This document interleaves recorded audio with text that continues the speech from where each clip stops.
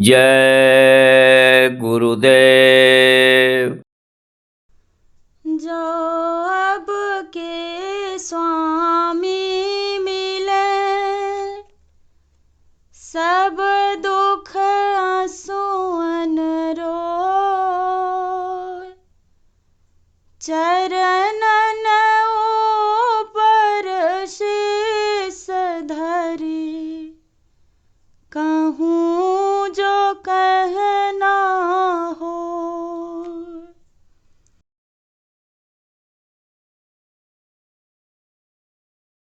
झंझरिया जाको बिरह उमगाए, झंझरिया जाको बिरह उमगाए। झंझरिया जाको बिरह उमगाए, झंझरिया जाको बिरह उमगाए। मन इंद्री घर बास बिगाना, मन इंद्री घर बास बिगाना। या मेरा होल साय, झंझरिया झाको बिरह उमगाए।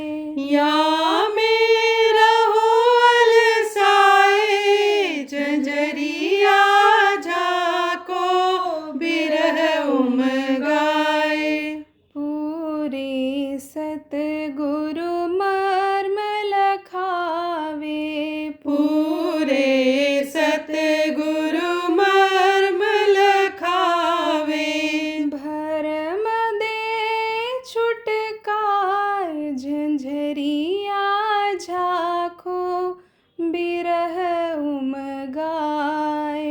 भरम देव छुटकाए, झंझरिया झाको बिरह उमगाए। अब की दाव पड़ा तेरा सजनी, अब के दाव पड़ा तेरा सजनी। फिर अवसर नहीं पाए, झंझरिया झाको विरह उमगाए। फिर अवसर नहीं पाए, झंझरिया झाको बिरह उमगाए। तिल को पेल तेल अब काढ़ो, तिल को पेल तेल अब काढ़ो। लो घट जोत जगाए, झंझरिया झाको बिरह उमगाए।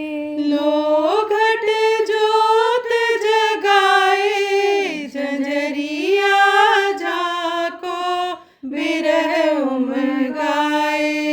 जय गुरुदेव स्वामी कहा बुझाई, जय गुरुदेव स्वामी कहा बुझाई। एक ठिकाना गाए, झंझरिया झाको विरह उमगाए। एक ठिकाना गाए, झंझरिया झाको बिरह उमगाए। झंझरिया झाको बिरह उमगाए, झंझरिया झाको बिरह उमगाए। जय गुरुदेव, जय गुरुदेव।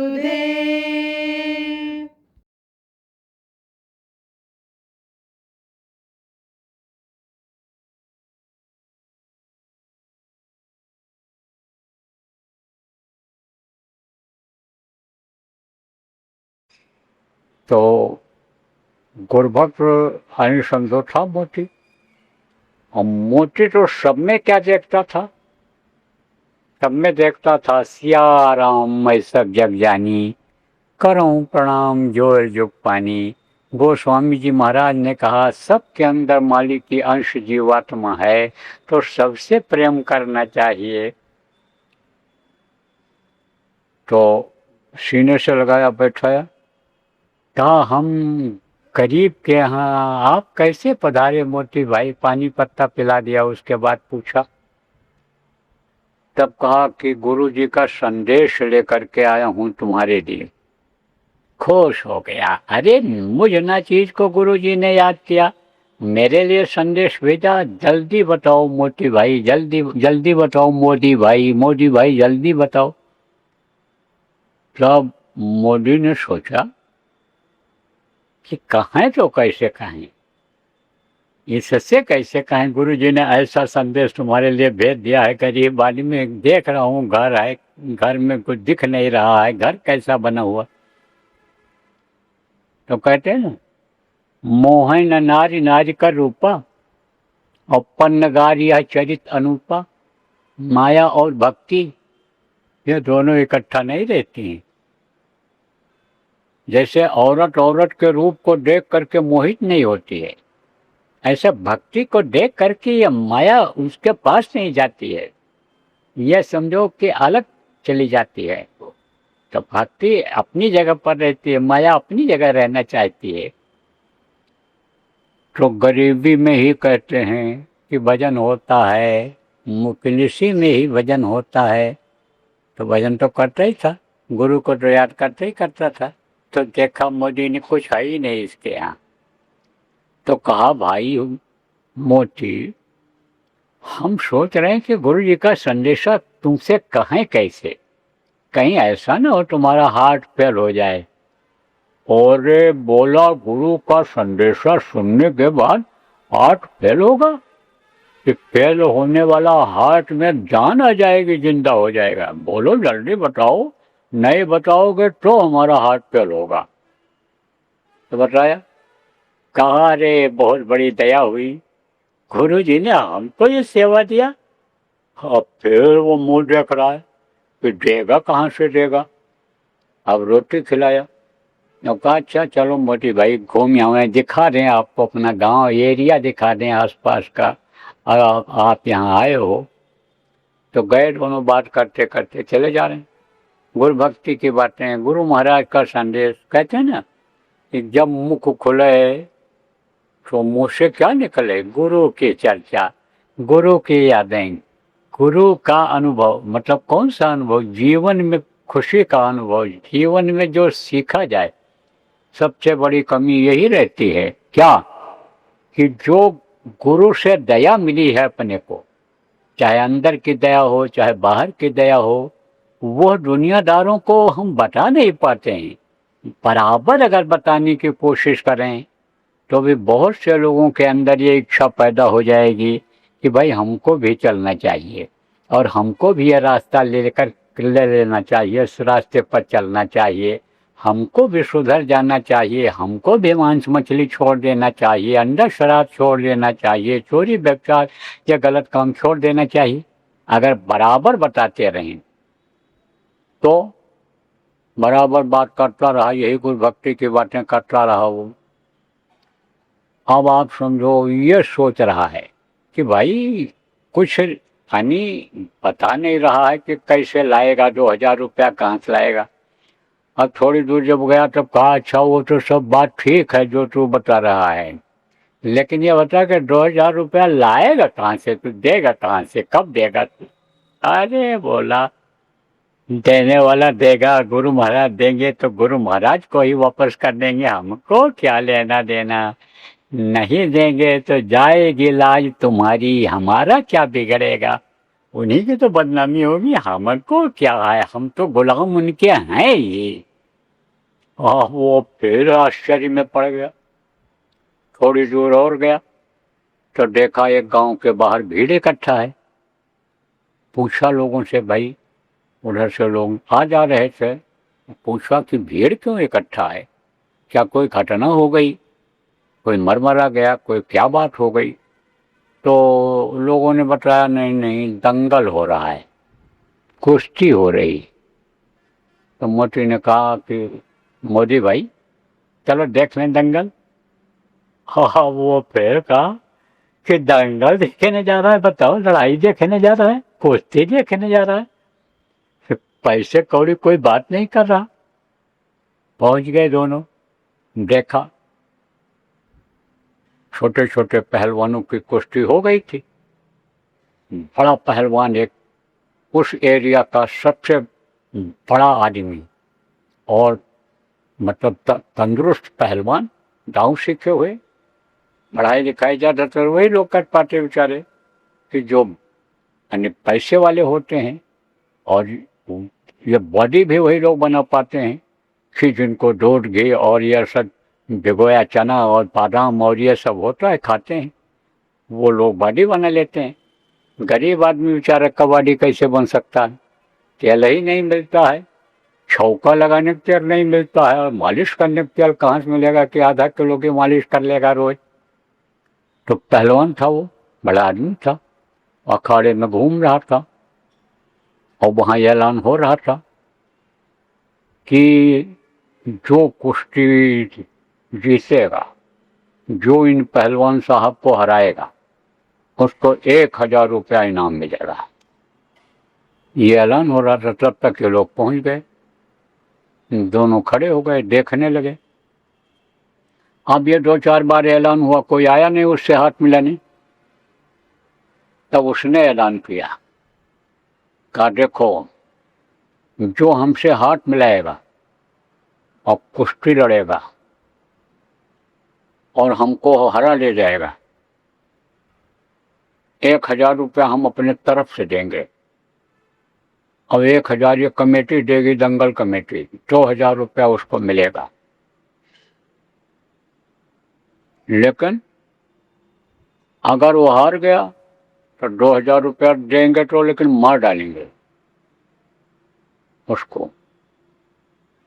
तब जब शर्त रख दिया, तो जब कहा 1000 रुपया, पहले उसने कहा 1000 रुपया हम देंगे उसको अपनी तरफ से जो हमसे लड़ेगा। तो कई लोग उसमें फिर पहलवान लोग आने अपना कुर्ते का बटन खोलने लग गए, लंगोटी फंगोटी ठीक ठाक करने लग गए। तब उस बड़ा आदमी जो पहलवान था उसने सोचा भाई लड़ाई हो जाए, कहीं हार न जाए तो देना पड़े 1000 रुपया। तब फिर उसने ऐलान किया, कहा देखो भाई सुन लो, अगर हमसे कोई लड़ेगा और हार जाएगा तो हम उसको मार डालेंगे, छोड़ेंगे नहीं। पहले तो कहा चाहे हारें चाहे जीते हम देंगे, फिर कहा कि लड़ने कोई करे, फिर बदल दिया उसने बात, कहा उसको मार डालेंगे, छोड़ेंगे नहीं अगर हार जाए। तब भैया मन में लोगों के आया कहीं हार न जाए, मार डाले हमको। ये सब लोग अपने कुर्ते का बटन बंद करने लग गए और इसने कुर्ते का बटन अपने खोल दिया, किसने? मोती ने। तो पहलवानी तो करता नहीं था, बताया आपको, गरीब आदमी कहाँ से पहलवानी कर पाएगा, कहाँ से तेल की मालिश कर पाएगा। तो वो अपना धोती वोती बिटोर करके और पीछे लगा लिया इसे, वो कट गया अखाड़े में और बढ़ा दिया हाथ। तब पहलवान ने कहा अरे तू आया है लड़ने, तू मरने आया है? सुना नहीं ऐलान? भाई ऐलान सुन के ही तो आए हैं, ये नहीं सुना मार डालेंगे? हाँ मरने के लिए ही आया हूँ। मरने के लिए आया?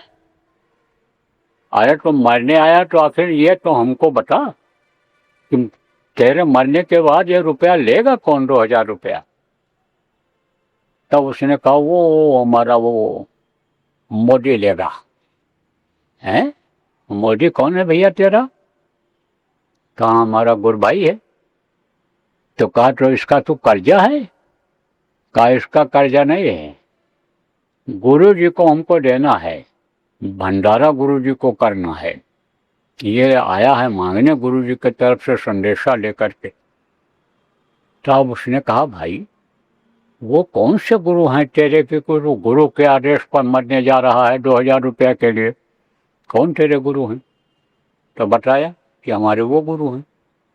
तो अब उसने सोचा, भाई गुरु के नाम पर मरने मिटने के लिए तैयार है, तो गुरु आखिर हैं कौन वो, कि जो ऐसा भाव पैदा किए हैं, ऐसी चीज इसको कुछ दे रहे हैं कि गुरु के नाम पर मरने मिटने के लिए तैयार है ये।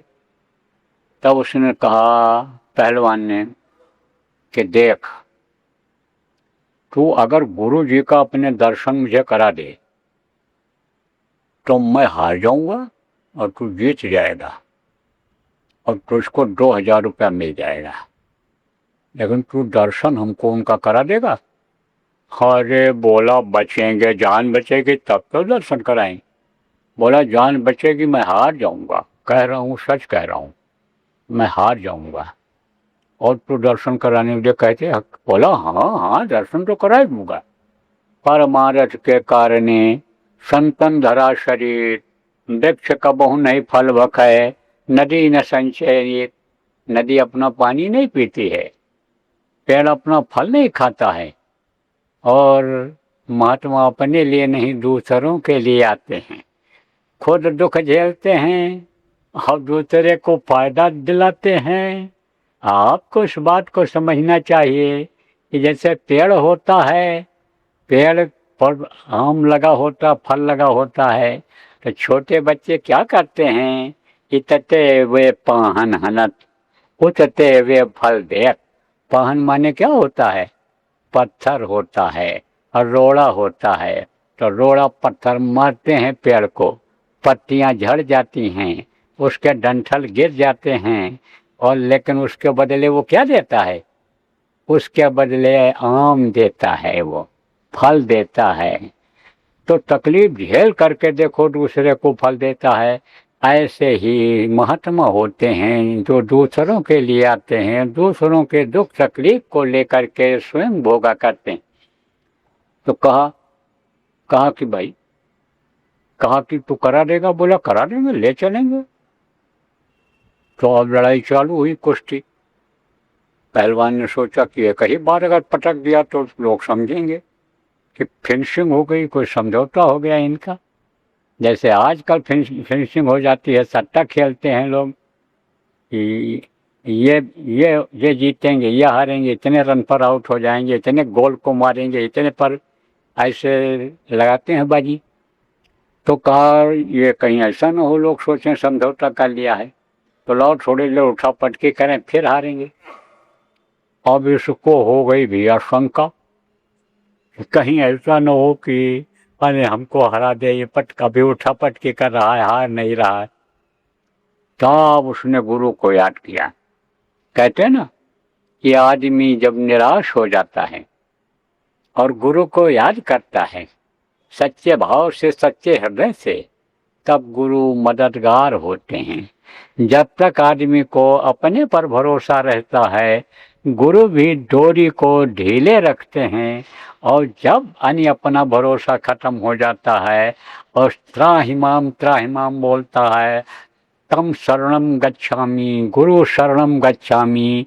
जब कहता है गुरु के शरण में हूँ, गुरु के शरण में हूँ, अब आप ही दया करो, कृपा करो, इज्जत बचाओ, आप ही रक्षा करो, तब गुरु मदद करते हैं। तो गुरु को याद किया। किसने किया? मोती ने किया, उनके भगत ने किया। कैसे याद किया ये भी बता दें कि जब धनुष नहीं टूटा राम से, उनकी शक्ति, उन्होंने पूरी शक्ति को अपने अंदर से खींचा नीचे से और बाहों के बीच में लाए, गुरु के आदेश का पालन किया कि उठो राम बन जाओ बहुचाप, मैं तो जनक सरकल प्रताप। उठो, जबकि खड़े हुए थे, बोले उठो, उठो का मतलब उठाओ, लाओ पूरी ताकत को खींच करके जीवात्मा जहाँ बैठी हुई है, और जीवात्मा के आंख से देखो, तीसरी आंख से देखोगे तब धनुष टूटेगा, टूट जाएगा। लेकिन वो सक्षम नहीं हुए, ऐसा नहीं कर पाए। तब मन ही मन प्रणाम गुरु कीन्हा, गुरु को मन ही मन में प्रणाम किया, और गुरु की नजरों की तरफ जब देखे तो नजर से नजर मिला करके दया दे दिया उन्होंने। और जैसे दया दिया, देखा धनुष को उन्होंने, किसने, राम ने, उसी समय धनुष के से 2 टुकड़े दिखाई पड़ गया सबको। छुअत उठावत कैंचत गाढ़े का, छूते उठाते किसी ने देखा ही नहीं, और धनुष के 2 टुकड़े, ऐसे लोगों ने देखा धनुष के 2 टुकड़े पड़े हुए। इसी तरह से जैसे उन्होंने गुरु को याद किया था, उसी तरह से मोती ने याद किया, और मोती ने जब याद किया ताकत कई गुना शरीर में हो गई, और उठा करके पटक दिया पहलवान को, चढ़ बैठा सीने के ऊपर। वाह वाह वाह वाह लोग करने लग गए, उठाने लग गए लोग, कंधे पर बिठाकर घुमाने लग गए कि देखो ये है विजेता, ये जीता, ये देखो ये जीता, ये पहलवान इस कुश्ती का सबसे बड़ी कुश्ती का ये पहलवान निकला। 2000 रुपये लेकर चल पड़ा। जब चलने लगा तो उसको भी सबको प्रणाम किया। किसको प्रणाम किया? बूढ़े बुजुर्गों को, वरिष्ठ लोगों को, जो लोग वहाँ बैठे थे, जो लोग वहाँ पर मतलब यह है कि तारीफ उसकी कर रहे थे। उसने कहा आप सब लोगों के आशीर्वाद से, गुरु की दया से हमने इनको परास्त किया है। उसके पास भी गया, पहलवान के पास भी गया, हाथ जोड़ा। तब कहा, पहलवान ने बोल दर्शन कब कराएगा? तो धीरे से बोला कल सुबह आ जाओ, घर पर चलेंगे, कल वहीं चलना है। अब पहलवान गया और ये दोनों गए। हम मोदी का मुंह तो एकदम सिकुड़ गया, एकदम सिर नीचे हो गया, आंखें नहीं मिला रहा था। मोदी अहंकार में था, लेकिन असर किसका था? उस चोरी के अन्न का था। अब भी था, उतरा तो था, कम तो हुआ था, गुरु के आदेश का पालन तो किया था। हाथ पैर से, दिल दिमाग बुद्धि से सेवा तो किया था। जिस सेवा से कर्म करते हैं वो काम तो सब किया था। लेकिन यही समझ लो कि जैसे दूध बहुत बढ़िया पका हुआ हो, उसमें 2 बूंद पड़ जाए दही का, छाछ मट्ठे का, और खराब हो जाए, समझो दही बन जाए, वो समझो खट्टा हो जाए, ऐसे ही हो गया था। एक खुराक अनाज खाया, 4-6 पूड़ी 10 पूड़ी खा लिया होगा, तो हलवा खा लिया, जो भी बना होगा खा लिया, उसी का असर देता अन्न का असर। अब आप सोचो कैसा होता है। और जो लोग मांस खाते हैं उनका कैसा असर होता होगा, उनका साथ करने से। जिनके लिए कबीर साहब ने कहा कि मांसाहारी मानवा प्रत्यक्ष राक्षस अंग, और इनकर संगत जो करे पड़े भजन में भंग। का मांसाहारी का साथ कर लो, उनका असर आ जाए तो भजन में बाधा पड़ जाती है, भजन में रुकावट आ जाती है। अब आप सोचो कि कैसे, यानी समझो अन्न का असर हुआ, अब उसका असर कैसे होगा? मांसाहारी के घर अगर समझो कि अगर कोई खा ले तो उसका कैसे असर होगा? का वैश्य, धीमर और शिकारी, नृप विषयी और मांसाहारी, इन घर भोजन करे जो संता, असाधन भजन का हो जाए अंता। कैसे कैसे संतों ने समझाया है। यह बातें हमको, आपको, लोगों को भूल जाती हैं। इन सब बातों को याद रखने की जरूरत है प्रेमियों, और लोगों को बताने की जरूरत है जो बता सकते हो। अपने अपने शब्दों में, अपनी अपनी भाषा में, अपने अपने लैंग्वेज में आप उनको समझा सकते हो, बता सकते हो। कम पढ़े लिखे हो, उस भाषा में उसमें समझाओ। पढ़े लिखे एजुकेटेड हो आप लोग, उस भाषा में उनको समझाओ। समझाना चाहिए, बताना चाहिए। तो अब आप समझो कि पहुंचे गुरु जी के पास, आए और गुरु जी के सामने रख दिया। उसने रख दिया, सब लोग प्रणाम किए। तो गुरु जी देखे, मुस्कुराए, मोदी की तरफ मुस्कुराया। मोदी तो सिर नीचे किए हुए, क्या करे बाबू। पहलवान के लिए कहा उसने, सरकार ये पहलवान हैं हमारे एरिया के, बहुत अच्छे हैं, ये पहलवान हैं। उनको भी आशीर्वाद दिया गुरु महाराज ने। तो अब आप ये समझो, फिर भंडारा हुआ, और भंडारा हुआ खाए। तो अब इस दृष्टांत से आपको क्या शिक्षा मिलती है? कि भाई बचना चाहिए, अन्न का दोष लगता है, संघ का दोष कैसे होता है, स्थान का दोष कैसे होता है, ये भी बता दूंगा आपको। तो बोलो जय गुरुदेव। बराबर भजन ध्यान अगर करोगे, जो हो सके संगत की सेवा, लोगों की सेवा करोगे प्रेमियों की, तो उससे भी कर्म कटेंगे। मान लो जान अनजान में बन ही गए ऐसे कर्म, इसी से कटेंगे। अब कर्म अगर नहीं कटेंगे तो छुटकारा नहीं मिलेगा। कर्म भोग, कर्म फांस से छूटे नहीं। कैसे करो उपाय, कितना भी उपाय करोगे कर्म फांस से छूट नहीं सकते हो। तो बोलो जय गुरुदेव।